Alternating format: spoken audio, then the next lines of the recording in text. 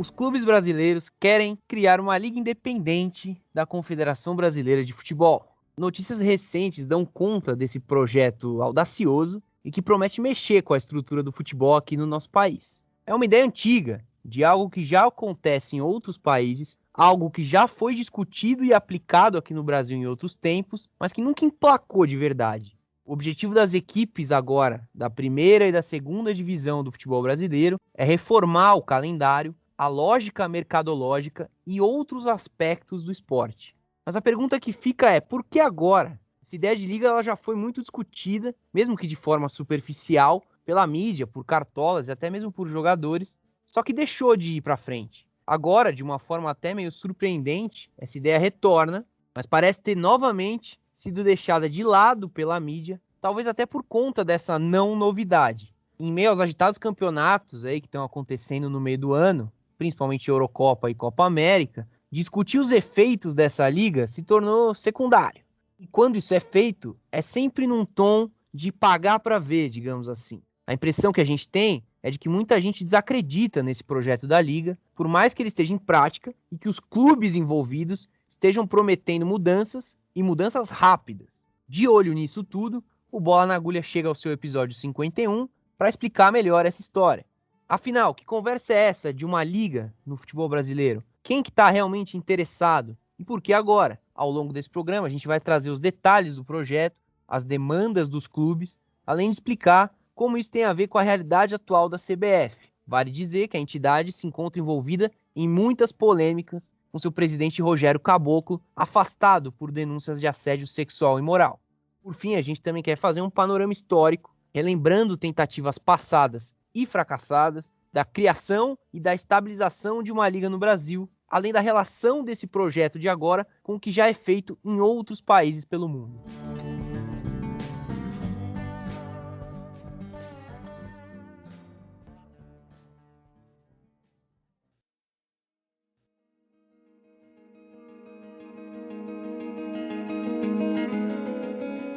A primeira notícia sobre a Liga veio a público em 15 de junho.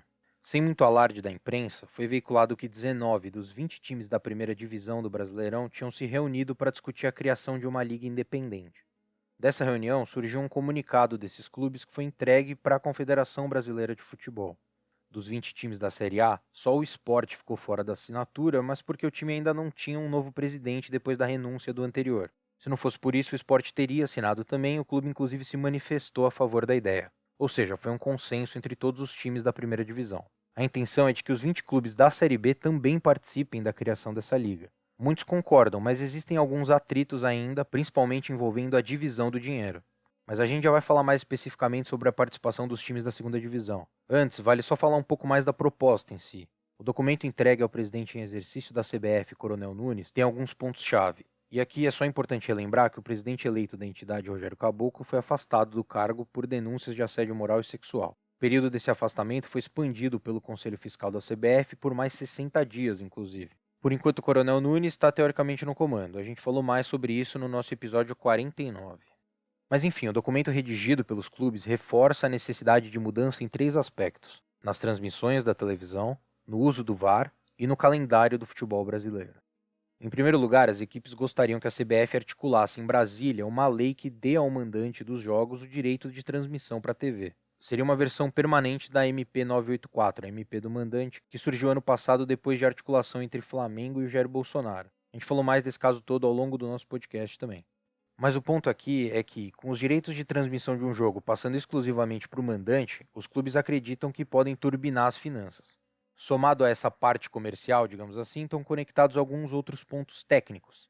Alguns problemas crônicos do nosso futebol e que a Liga tentaria sanar. Para que ela vingue, também seria necessária uma reformulação completa do calendário. Espaços para amistosos e fim dos jogos das chamadas data FIFA, por exemplo, estão entre as demandas dos clubes. Absolutamente tudo isso passaria para controle da Liga, negociações de direitos com campeonatos, arbitragem, VAR, tabela, tudo isso que atualmente fica nas mãos da CBF. Apesar disso, os idealizadores da Liga garantem que isso não é um abandono completo da Confederação Brasileira. E eles também fazem questão de dizer que não vai ter um cabeça por trás de tudo que vai mandar e desequilibrar o poder. Teoricamente, todo mundo estaria em pé de igualdade. O presidente do Bahia, Guilherme Belintani, é um dos que corrobora com esse discurso. Numa declaração para o UOL, ele afirmou que a decisão da formação de uma liga é irreversível, mas não se trata de uma ruptura. Abre aspas para ele. A gente quer ter autonomia para organizar a competição, mas não precisa virar de costas para a CBF de uma hora para outra, já que nosso movimento não é contrário à CBF, e sim a favor de uma nova forma de organizar o campeonato. Fecha aspas. Além de todas essas questões, existe mais um ponto importante na demanda dos clubes. O movimento também pretende, junto da CBF, ter mais participação nas eleições da entidade, o que atualmente não acontece. Para vocês terem uma ideia, o voto dos clubes da Série A tem peso 2, o da Série B peso 1 e o das 27 federações estaduais tem peso 3. No fim das contas, 81 votos estão na mão das federações, geralmente comandadas há muito tempo pelas mesmas pessoas. Enquanto isso, os 40 times têm apenas 60 votos, ficam sempre de mãos atadas diante das entidades estaduais. No comunicado oficial, os clubes exigem que a CBF iguale o voto entre os clubes e federações. Além disso, eles cobram a queda de uma cláusula de barreira pela qual uma chapa precisa ter apoio de 8 federações para ser inscrita. Com isso, os clubes poderiam emplacar o presidente sem precisar do apoio das federações necessariamente. Dessa forma, os clubes teriam mais poder na hora de escolher os mandatários da CBF. E isso é uma demanda que tem muito a ver com o momento atual da entidade, que, como a gente já falou, é bastante conturbado. As questões envolvendo o Rogério Caboclo parece que deixaram os clubes com o pé atrás, digamos assim. Mas a gente vai falar um pouquinho mais sobre as motivações para esse movimento de uma nova liga. Afinal, essa é a grande pergunta desse programa. Por que essa ideia de fazer uma liga veio à tona justamente agora? Mas antes disso, vale destacar um pouco os times da Série B. Eles são o lado mais fraco nessa história, dá pra dizer. Fraco não pelo desempenho ou tradição dentro do campo, mas pelo poder mesmo, diante da CBF e dos adversários. Como dissemos, essas 20 equipes têm peso menor nos votos das eleições da Confederação. E também por causa disso, é vontade desses times garantirem que a nova liga será rentável também para eles e não só para as equipes grandes. É um pouco do que o presidente do Bahia falou, só que aplicado na prática, né? Não à toa surgiu uma outra notícia já no dia 28 de junho de que os times da segunda divisão estavam querendo uma fatia maior de dinheiro para eles, alegando que estava acontecendo um desequilíbrio ali existente na verba, ao menos de uma das propostas aí para administrar a liga. E aí é que a gente vai cair num completo plano de hipóteses. Como toda essa ideia ainda é, de certa forma, embrionária, e não se desenvolveu muito desde o anúncio ali inicial, a gente tem muitas propostas aí na mesa e ideias ainda não discutidas. Por enquanto, o que dá para falar é que os clubes estão ouvindo essas diversas propostas de grupos interessados em administrar a liga. Uma delas, por exemplo, fala sobre a questão específica do dinheiro. A princípio, seria concedido um aporte inicial de 500 milhões de euros, cerca de 3 bilhões de reais na cotação atual. Dessa grana toda, 80% ficaria com os times da Série A e só 20% com os times da Série B, o que pode ter sido um problema aí na hora da negociação para essas equipes. Outras propostas também sugerem mudar o modelo do torneio, alterando inclusive o número de times rebaixados e dos times que sobem de divisão. E tudo isso pode ser empecilho para as equipes da Série B que gostariam de ter um pouco mais de participação ou ao menos uma fatia maior de dinheiro nessa história.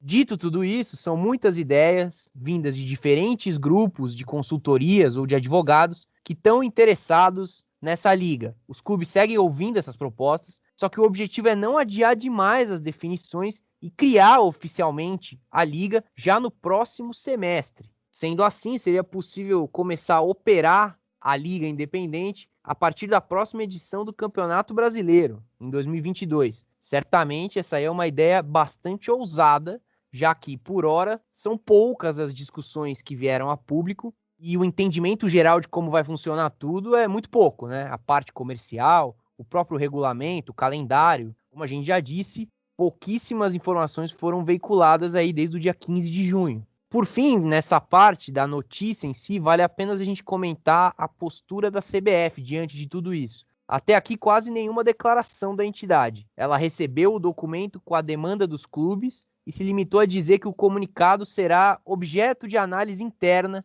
por parte dela, a CBF. E a impressão é de que essa pauta aí deve se arrastar por mais algum tempo, se depender da CBF, já que ela está aguardando a resolução completa do caso do Rogério Caboclo, do presidente afastado. Só que isso certamente não agrada os times, que estão interessados em agilizar esse processo da liga. Então não é de interesse deles ficar aí aguardando por uma outra resolução e nesse meio tempo não conseguir decidir o que precisa ser decidido a respeito da liga.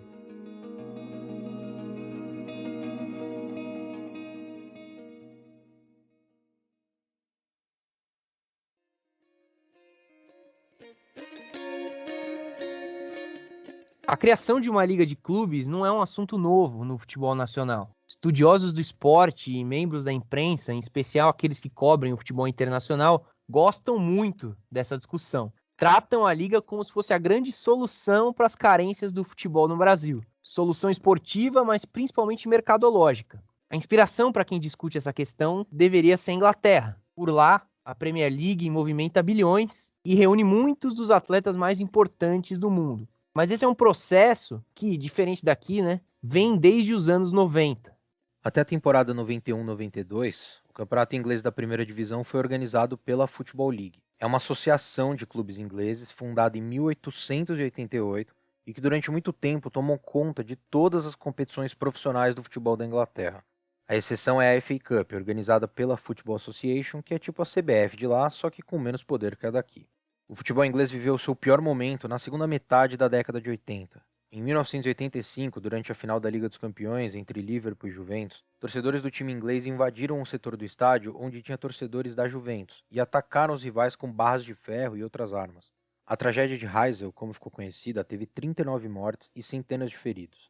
Em resposta, a UEFA baniu os times do país por 5 anos.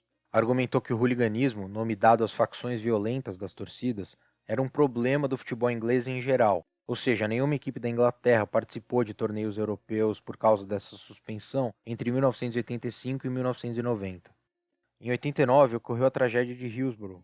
Em um jogo entre Liverpool e Nottingham Forest, 96 torcedores do Liverpool morreram e 776 ficaram feridos. Na época, a reação da opinião pública, inclusive da primeira-ministra Margaret Thatcher, foi apontar esse episódio como mais um caso de hooliganismo. Acontece que isso não se comprovou, e hoje se sabe que o desastre aconteceu por causa da superlotação do estádio e erros das autoridades. Durante o desastre, por exemplo, a polícia tentou impedir e até agrediu torcedores que tentaram entrar no gramado, achando que eles queriam invadir o campo. Na verdade, eles só estavam tentando escapar da possibilidade de serem pisoteados. Esse episódio gerou várias reações, uma delas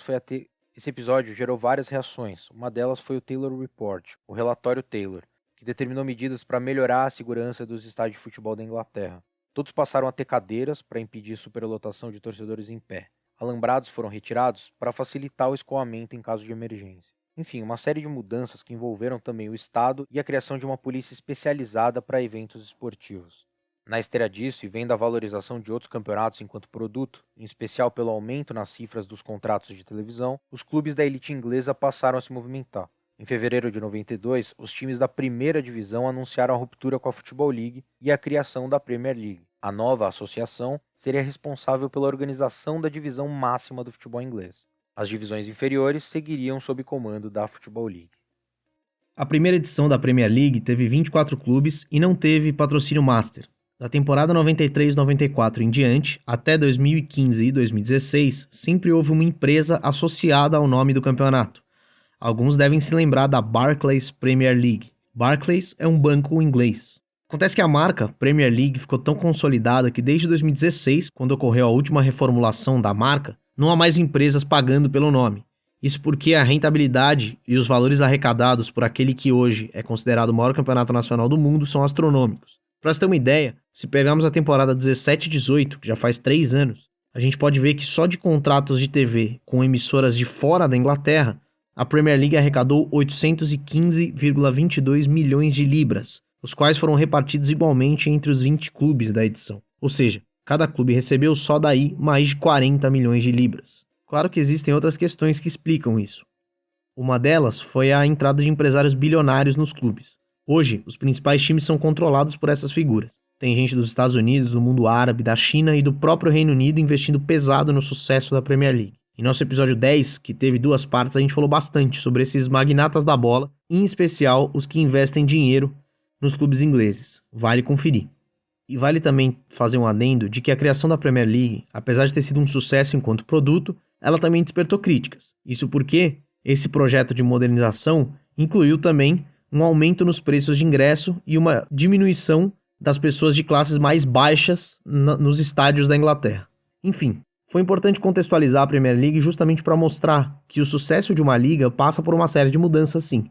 E essas mudanças têm que envolver não só os times, mas também o Estado e a Confederação Nacional. E é aí, por exemplo, que está o problema do caso brasileiro. A ramificação do nosso futebol em federações estaduais e a maneira como a CBF administra sua relação com elas e com os clubes nos leva a crer que a unificação em torno de um projeto que seja independente, só dos clubes, é bastante difícil. E essa impressão também vem das tentativas que já aconteceram por aqui.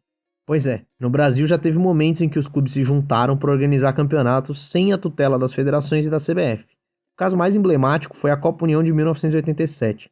Naquele ano, a CBF passava por uma forte crise interna e declarou que não tinha condição de realizar o campeonato nacional. É importante dizer que o que hoje a gente conhece por campeonato brasileiro não tinha um nome ou um formato fixo. A cada ano era uma coisa nova, normalmente pautada em interesses políticos. Para você ter uma ideia, a Copa Brasil, que foi o nome dado ao torneio de 1986, teve 44 times só na primeira divisão. Enfim, com a bagunça instaurada na CBF, os clubes de maior torcida no Brasil viram uma brecha para controlar o campeonato nacional. Foi criado então o Clube dos 13. Era um grupo composto pelos 4 grandes de São Paulo, Corinthians, o Palmeiras, o São Paulo e o Santos, os 4 do Rio, Flamengo, Fluminense, Botafogo e Vasco, os 2 de Minas Gerais, Atlético Mineiro e Cruzeiro, os 2 do Rio Grande do Sul, Internacional e Grêmio, e o Bahia, por ter a maior expressividade do Nordeste.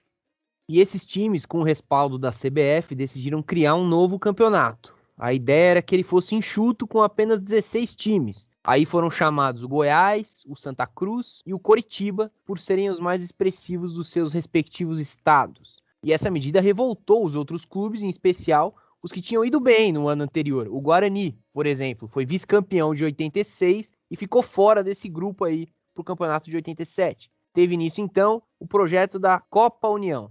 O nome foi escolhido para simbolizar justamente o caráter independente do torneio. Falava-se em fim do autoritarismo no futebol. Foi firmado um acordo de exclusividade com a Rede Globo que transmitiria o campeonato. E a Coca-Cola seria a principal patrocinadora. A marca estampou a camisa de todos os times, com exceção do Flamengo, Palmeiras e Corinthians, que tinham contratos com outras empresas. E o campeonato foi bem sucedido, principalmente do ponto de vista comercial. E esse sucesso, somado à insatisfação dos clubes que ficaram de fora, fez a CBF querer voltar para a brincadeira. Ela voltou atrás, deixou de considerar a Copa União como campeonato nacional daquele ano e criou um outro torneio, com 16 clubes e transmissão do SBT. A Copa União seria o módulo verde, o torneio da CBF seria o módulo amarelo. Esses 2 torneios decidiriam 2 campeões finalistas que se enfrentariam pelo título unificado ali do Campeonato Brasileiro de 87. Só que o Clube dos 13 decidiu que não aceitaria essa decisão da CBF e não faria esse jogo contra o campeão do módulo amarelo para unificar o título.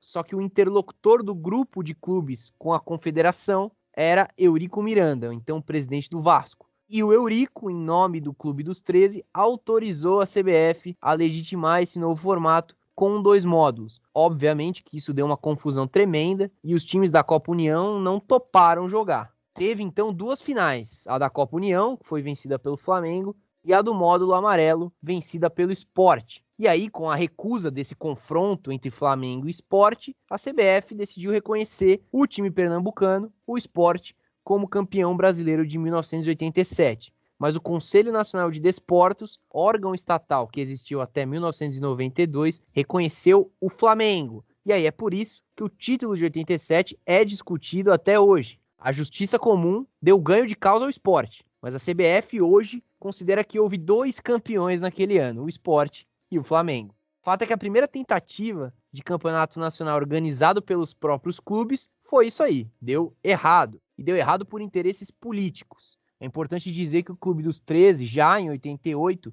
se aliou à CBF e nunca mais organizou nenhum torneio separado da entidade. O grupo, que passou a ter mais do que 13 clubes ao longo do tempo, se extinguiu no início da última década, quando os clubes passaram a negociar os direitos de transmissão de maneira individual. A experiência da Copa União de 87 mostra como a CBF lida com a possibilidade de perder o controle do futebol brasileiro e as receitas que ele gera. E esse modus operandi não mudou e nem deixou de ser legitimado pelas federações estaduais. Em 2015, clubes do Rio de Janeiro, de Minas Gerais e dos estados do sul do país se juntaram para a criação de um torneio independente. A ideia era criar um campeonato que seria jogado na mesma época que os estaduais, mas que promovesse confrontos mais interessantes e trouxesse mais receita para os clubes. O nome dado indicava bem o caminho que parecia ser seguido, Primeira Liga. Já durante o período de organização da Primeira Liga, a CBF disse ser contra. Depois mudou de ideia, quando clubes envolvidos com a Liga ajudaram a eleger o Coronel Nunes para presidir a entidade. A gente também falou bastante dele no nosso episódio 49. Na época, o ex-presidente do Atlético Mineiro e hoje prefeito de Belo Horizonte, Alexandre Calil, deixou a organização do torneio alegando sabotagem por parte da CBF e das federações. Outros dirigentes relacionados à Liga também entraram e saíram da organização. Às vésperas do início, já em 2016, a CBF disse não autorizar o campeonato.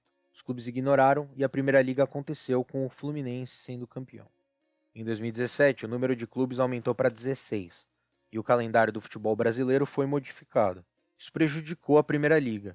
Houve um espaço de 4 meses entre a fase de grupos e o mata-mata. Naquele ano, o Atlético Paranaense e Curitiba haviam deixado a Liga por se sentirem preteridos nas negociações de transmissão. Além disso, os times grandes utilizaram time misto ou reserva em vários jogos. O técnico do Grêmio na época, o Renato Gaúcho, chegou a nem aparecer em alguns dos jogos. O torneio aconteceu, mas com bem menos visibilidade e projeção do que no ano anterior. O Londrina se sagrou campeão dessa edição. Em 2018, com a Copa do Mundo, o calendário foi ainda mais apertado. Os estaduais, somado aos torneios da CBF e aos internacionais, deixavam poucas datas para a Liga, que não foi realizada. Havia a intenção de retomar em 2019, mas isso não aconteceu e os clubes participantes encerraram o torneio oficialmente. A Primeira Liga foi mais confusa do que a Copa União, até por se tratar de um campeonato a mais no calendário e não um substituto de algum que já existia. Mas é também uma amostra de que CBF e federações não parecem dispostas a deixar de realizar os torneios. A postura dos clubes também pode ser questionada. Flamengo e Fluminense, por exemplo, aderiram à Liga por estarem brigados com a Federação do Rio de Janeiro. Com o tempo, as coisas foram apaziguadas e ambos tiraram peso da Primeira Liga. Bom, e com tudo isso que a gente acabou de falar, é nítido que existe precedente de organização dos clubes, né? A Primeira Liga se tornou um fracasso, mas o Clube dos 13 foi bastante impactante quando ele surgiu. Ele foi o embrião da discussão sobre a união dos clubes e ajudou a manter o debate vivo nas últimas 2 décadas. Mas apesar de vivo, esse debate perdeu força nesse período, acompanhado pela própria decadência do Clube dos 13. A organização já tinha, como a gente falou, devolvido a organização do Campeonato Brasileiro para a CBF, lá em 88. E teve seu fim sacramentado entre 2011 e 2013. Naquele momento, os clubes romperam uns com os outros para negociar individualmente os direitos de transmissão. Desde então, pouco se falou no assunto, especialmente no noticiário. Esse assunto voltou à tona de repente, quase do nada, com essa notícia impactante da Liga. Mas decisões desse nível não são tomadas do dia para a noite. É lógico que existe um contexto que pode ter estimulado esse debate e a formulação do próprio projeto da Liga, que está sendo discutido desde 2019. Nos últimos 2 anos, a gente tem visto uma série de discussões sobre pontos estruturais do esporte. Algumas delas a gente tratou aqui no Bola na Agulha, como, por exemplo, o projeto de Lei Geral do Esporte que tramita no Senado. Mas quando a gente olha para o futebol, os debates têm sido ainda maiores, num processo acelerado pela pandemia. Desde que ela começou no Brasil em março de 2020, vários projetos relacionados ao futebol foram apresentados no Congresso. De março a junho, os jogos foram suspensos, e quando eles voltaram sem público, como estamos até hoje. Isso arrebentou com os caixas dos clubes de futebol, que em regra já estão afundados em dívidas. A situação fez com que os dirigentes recorressem ao poder público em busca de dinheiro. Nos últimos meses, a gente viu o projeto de lei para regulamentar o clube empresa no Brasil. A gente teve também a medida provisória que mudou os direitos de transmissão temporariamente, além das regras de patrocínio e do tempo mínimo de contrato entre os atletas. Vimos também representantes de clubes frequentando o Congresso e o gabinete do presidente Jair Bolsonaro. Ou seja, existe todo um pano de fundo que potencializa essas discussões estruturais que envolvem a Liga. Mas além do poder público, ainda tem a política interna do futebol, totalmente conturbada nos últimos anos.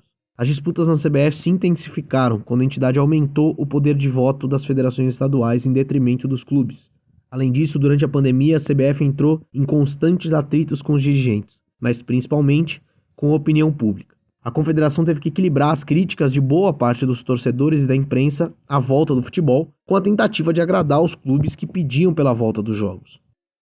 Mesmo assim, até alguns meses atrás, pouco se falava em um clima tenso entre clubes e CBF, mas isso ficou claro quando o jornalista Vene Casagrande mostrou um trecho de uma reunião entre o então presidente da confederação, o Rogério Caboclo, e os presidentes dos clubes da elite do futebol brasileiro. Ali, o comportamento ríspido do Caboclo com os outros dirigentes mostrou que a relação já não era boa e inaugurou até uma outra questão que seria escancarada mais tarde, a própria gestão do Caboclo. Ele foi afastado do cargo depois de assediar moral e sexualmente uma funcionária da CBF. É um abalo na reputação dele e principalmente na reputação da entidade, que ainda se ajeita nos bastidores para estancar toda essa crise. É uma reputação que já está desgastada pelo envolvimento dos 3 antecessores do Rogério Caboclo em esquemas de corrupção. A turbulência da CBF é mais um estímulo aos clubes para se organizarem e tirarem dela a responsabilidade pelo Campeonato Brasileiro. A formação da Liga dos Clubes passa por essa retirada do poder da confederação, não só porque entrega o protagonismo do torneio aos próprios times, mas porque mexeria nas relações de poder dentro da entidade. A gente já falou aqui, e vale lembrar de novo, um dos tópicos dessa proposta é reequilibrar o poder do voto dos clubes, das federações estaduais também, além da questão do campeonato em si. Mas agora fica a expectativa sobre os próximos passos desse projeto. Ainda tem muitas pontas soltas, questões estruturais envolvendo a CBF e o grupo que vai gerir a liga, que ainda não foi definido, e também disputas financeiras entre os próprios clubes. Tudo isso ainda no plano das ideias, pouco foi divulgado para o público em geral, então ainda é difícil saber o que vai acontecer. O que a gente sabe é que os clubes têm em mente já poder colocar isso em prática a partir Nesse do ano cenário, que vem. qualquer previsão mais assertiva nesse momento é mera especulação. Os clubes precisam chegar num denominador comum, o que pode não ser feito, já que existem discrepâncias muito grandes entre eles na arrecadação, principalmente com o dinheiro da televisão. Corinthians e Flamengo, que são os que mais arrecadam, teriam que chegar a um consenso com times que recebem bem menos. Se o projeto contemplar a segunda divisão, é mais um agravante nessas negociações. Do ponto de vista político, os clubes precisam ganhar um braço de ferro duplo, com a CBF e com as federações. Talvez seja aí o principal problema. As federações seriam totalmente contrárias a uma reforma do calendário, por exemplo, já que uma mudança com certeza afetaria os estaduais no começo do ano. E claro, elas também seriam contra uma eventual perda de poder de voto na CBF. Como apontou a coluna do Lei em Campo no UOL, especializada em direito desportivo, existe respaldo jurídico para viabilizar uma liga independente. Isso está previsto na Lei Pelé, que atualmente serve como lei geral do esporte no Brasil. O problema é e sempre foi político, vai exigir uma série de tratativas dos clubes entre si e entre dirigentes que querem o futebol exatamente como ele está hoje.